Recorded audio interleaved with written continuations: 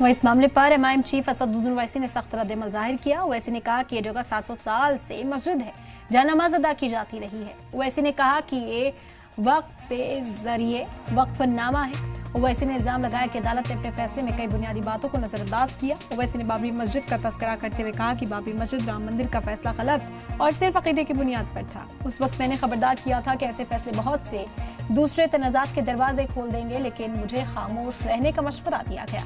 अब दोनों केसेस में एक जैसा रिलीफ दिया गया है। इसके अलावा इस फैसले में बहुत सारी खामियां भी हैं जिनको उम्मीद है कि सुप्रीम कोर्ट दुरुस्त कर देगा। 800 साल से ये मस्जिद है और यहाँ पर नमाज अदा की जा रही है।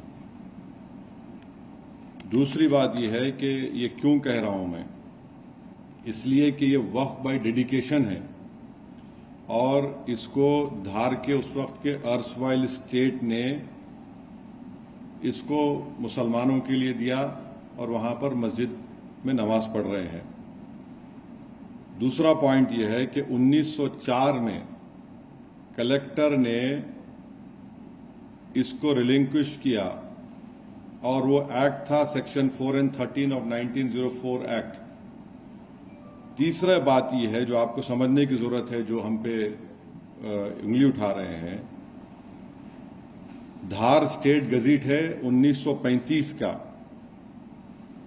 उसमें ये बताया गया है कि ये जगह मस्जिद है और गवर्नमेंट ने इसको रिलिंक्विश किया, गार्डियनशिप से मुस्लिम कम्युनिटी को दिया और फिर 1985 में ऑफिशियल गजीट एंट्री नंबर 62 में उस वक्त के 1954 एक्ट के तहत ये वक्फ की गजीट भी है। पांचवी बात यह है कि ये प्लेसेस ऑफ वर्शिप एक्ट के भी खिलाफ है।